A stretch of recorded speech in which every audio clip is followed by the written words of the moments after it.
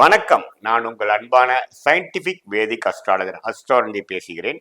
நல்லது நினைப்போம், நல்லதே நடக்கும். தொடர்ந்து நம்மளுடைய சேனல்ல வரக்கூடிய வீடியோஸ்லாம் பார்த்துட்டு இருப்பீங்க நம்புறேன். எந்த விதத்திலும் மூட நம்பிக்கைக்குள்ளே போகாமல் உள்ளது உள்ளவாறு சயின்டிபிக் வேதிக் அஸ்ட்ராலஜி முறையில துல்லியமாக பார்த்து கொண்டிருக்கிறோம்.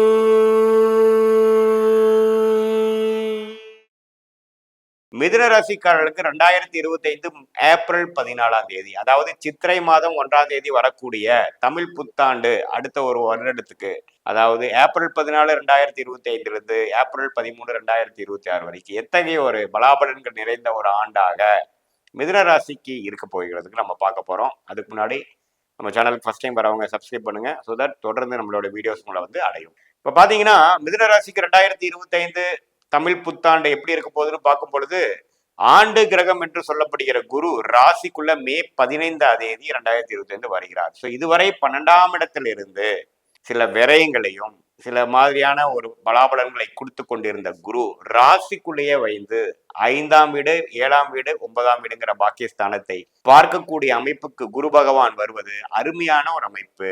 இது என்ன பண்ணுதுன்னா, ராசிக்குள்ள குரு வர்றது நல்ல ஒரு அமைப்பை கொடுக்கும். இது வரைக்கும் ஒரு சில விஷயத்துல கிளாரிட்டி இல்லாம இருந்தவங்க, குடும்ப விஷயத்துல ஒரு நிம்மதி இல்லாம இருந்தவங்க, குழந்தை விஷயத்துல ஒரு மாதிரி அமைப்பு இல்லாம எதிர்பார்ப்பு அதிகமா இருக்கக்கூடிய அமைப்பு, பூர்வீக விஷயம் தந்தையார் விஷயங்கள் அது மாதிரி விஷயத்திலையும் கொஞ்சம் பலாபலன்கள் சரியில்லாமல் சனி 9ஆம் இடத்துல இருக்கக்கூடிய அமைப்பை குரு ராசிக்குள்ளேயே நல்ல ஒரு புத்துணர்ச்சியான சிந்தனை, நல்ல ஒரு வாழ்க்கையில ஒரு மாற்றத்தை கொடுக்கக்கூடிய அமைப்பு கண்டிப்பா குரு கொடுக்கிறார். அதே சமயத்துல சனி மார்ச் 29 2025 புத்தாண்டுக்கு ஒரு 2 வாரங்கள் முன்னாடியே பாத்தீங்கன்னா 10ஆம் இடத்துக்கு இயல்பு இடம் மாறிதான் புத்தாண்டே பிறக்குது. ஸோ சனி 10ஆம் இடத்துல இருக்கிறது பாத்தீங்கன்னா அற்புதமான விஷயம். ஏன்னா மிதுன ராசிக்கே பாத்தீங்கன்னா ராஜ யோகாதிபதி என்று சொல்லப்படுகிற சனி 10ஆம் இடம் என்று சொல்லப்படுகிற தொழில் ஸ்தானத்துக்கு போய் அவரு இருக்கிறது தொழில் முறையில வேலை முறையில அதிக ஈடுபாடு கொடுக்கக்கூடிய அமைப்பு, ஃபோக்கஸ் அதிகமாக கொடுக்கக்கூடிய அமைப்பு, உழைப்பு அதிகமாக கொடுக்கக்கூடிய அமைப்பு. அது மூலமாக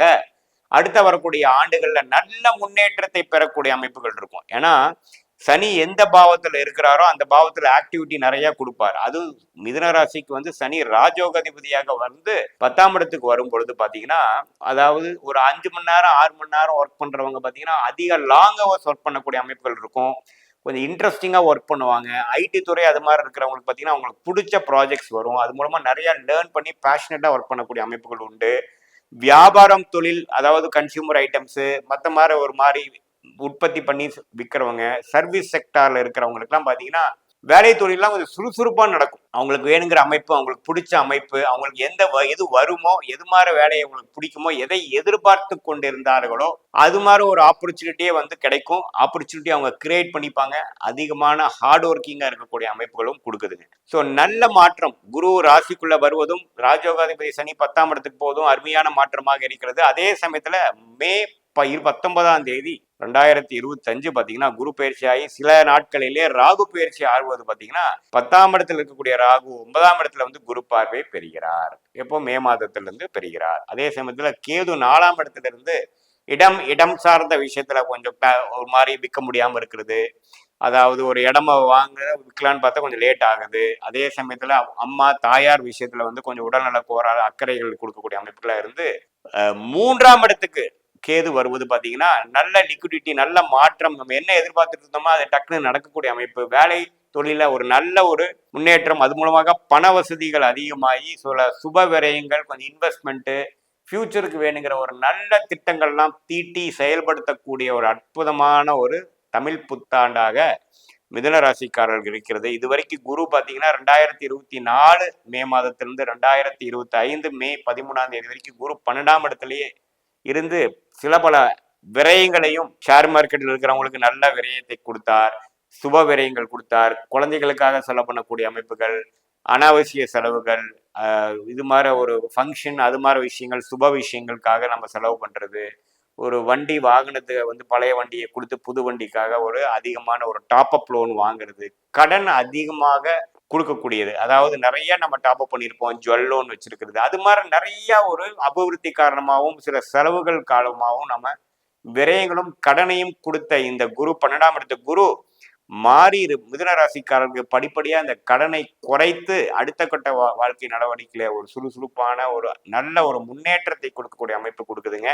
அதே சமயத்துல மாணவர்களுக்கும் பாத்தீங்கன்னா நல்லாவே இருக்குது. ஏன்னா ராசி அதிபதி பாத்தீங்கன்னா மேஷத்துல ரிஷபத்துல எல்லாம் அதிகமா இந்த மே ஜூன் ஜூலைல எல்லாம் வரப்போறாங்க. அதெல்லாமே ஒரு அருமையான ஒரு அமைப்பு தான். நல்ல ஒரு மனம் உற்சாகத்துடனும் நல்ல ஒரு செயல்திறனும் படிக்கக்கூடிய நல்ல ஒரு படிக்கக்கூடிய அளவுக்கு அதே அளவுக்கு மார்க்ஸ் வாங்கி அடுத்த வருஷம் நம்ம என்ன அகாடமிக் இயர்ல எது மாதிரி ஜாயின் பண்ணணும்னு நினைக்கிறாங்களோ, எந்த மாதிரி கோர்ஸ் ஜாயின் பண்ணணும், எந்த மாதிரி காலேஜ் மாறணும், எந்த மாதிரி ஒரு ஒரு ஒரு ஒரு துறையை எடுக்கணுங்கிறதெல்லாம் வந்து தீர்க்கமா முடிவெடுத்து கன்ஃபியூஷன் கொஞ்சம் நீங்கி கொஞ்சம் கிளாரிட்டி பெறக்கூடிய ஒரு அற்புதமான ஒரு மாதமாக இருக்கிறது.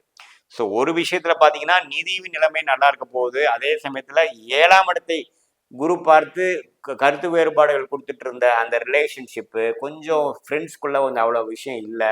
ஃப்ரெண்ட்ஸோட சேர்ந்து சில விஷயங்கள் நல்லா ஒரு நல்லா டைம் என்ஜாய் பண்றது. அதே சமயத்துல ஒரு ஃபங்க்ஷன்ல பாத்தீங்கன்னா சுப விஷயத்துல வந்து உற்றார உறவினர் ரிலேட்டிவ்ஸோட ஒரு நல்லா சோஷியலைஸ் பண்றது. கணவனா இருந்தா மனைவி, மனைவியா இருந்தா கணவனுக்குள்ளே ஒரு இருக்கக்கூடிய அந்த நெருக்கங்கள் கொஞ்சம் அதிகமாகிறது. குழந்தைகளுக்கு வேணுங்கிற நல்ல அற்புதமான விஷயங்களை பண்ணுவது. அப்பாவுக்கும் மகனுக்கும் கொஞ்சம் அப்படி இப்படி போய் 9ஆம் இடத்துல இருந்த சனி வந்து கொஞ்சம் பிரச்சனையும் ஒரு டிஸ்டன்ஸையும் கிரியேட் பண்ணது பார்த்தீங்கன்னா இப்போ கொஞ்சம் சுமூகமான ஒரு உறவை கொடுத்து ரெண்டு பேரும் ரெண்டு பேர்த்தோட விஷயத்தையும் உன்னை கொஞ்சம் புரிதலோட நல்லாவே செய்யக்கூடிய அமைப்பு. பூர்வீகத்துக்கு சில விஷயங்கள் நம்ம போய் செய்ய முடியலைங்கிறப்ப பூர்வீகத்துல போய் நம்ம கொஞ்சம் செய்யக்கூடிய அமைப்பு. பூர்வீகத்திலே கொஞ்சம் வீடு கட்டுறது, இடம் கட்டுறது, இடம் பண்றது, அது மாதிரி சில விஷயங்கள்லாம் கொடுக்கக்கூடிய அமைப்பு கண்டிப்பா பாத்தீங்கன்னா இந்த மிதுன ராசிக்காரர்களுக்கு கண்டிப்பாக உண்டுங்க.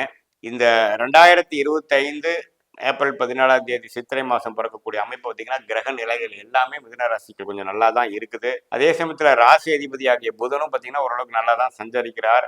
ஸோ ஓரளவுக்கு எல்லா கிரகங்களும் ஒத்து வந்து இதுவரை கடந்த 1.5 வருஷமாக சில விரயங்களும் அனாவசியமான சில விஷயங்கள் ரூபான ஒரு ஒரு அமைப்புகளை கொண்டு போக முடியாமல் இருக்கக்கூடிய அமைப்பெல்லாம் பார்த்தீங்கன்னா படிப்படியாக கடனை குறைத்து படிப்படியாக முன்னேற்றத்தை நோக்கி போகக்கூடிய எல்லா வயதினருக்கும் அந்தந்த வயதினருக்கு தகுந்த மாதிரி சில நல்ல ஒரு ஒரு இம்ப்ரூவ்மெண்ட்டு, நல்ல ஒரு ஒரு அடுத்த லெவல் போகக்கூடிய ஒரு அமைப்பு, மென்டலா ஒரு ஸ்டெபிலிட்டி, ஒரு ஒரு ரிலேஷன்ஷிப் மூலமாக ஒரு நல்ல பெனிஃபிட் அடைகிறது, ஒரு வியாபாரத்துல பங்குதாரர்கள் நல்லா அமையலைங்கிறவங்களுக்கு ஒரு நல்ல ஒரு பர்சன் கிடைக்கிறது, ஒரு கிளையன்ஸ் கான்ட்ராக்ட் நம்ம என்ன எதிர்பார்த்துட்டு இருந்தோம்னா கொஞ்சம் டக்குன்னு கிளிக் ஆகக்கூடிய அமைப்புகள்லாம் கொஞ்சம் நல்லாவே கொடுக்கக்கூடிய அமைப்பு வந்து மிதுன ராசிக்காரர்களுக்கு இருக்கக்கூடிய ஒரு தமிழ் புத்தாண்டாக இருக்கிறது. இது பொதுவான பலனை தவிர உங்களுடைய ஜென்ம ஜாதகத்துல எப்படி ஒரு தசாபுக்திகள் போய் கொண்டிருக்கிறது, ராசிநாதன் எப்படி இருக்கிறார், லக்னம் எப்படி இருக்குது, அதே சமயத்துல இப்ப தசநாதனும் புக்திநாதனும் எப்படி போய் கொண்டிருக்கிறார்கள் இந்த கோச்சாரத்துல நான் சொன்ன அந்த சனி பயிற்சி, ராகு பயிற்சி, குரு பயிற்சி எல்லாம் பார்த்து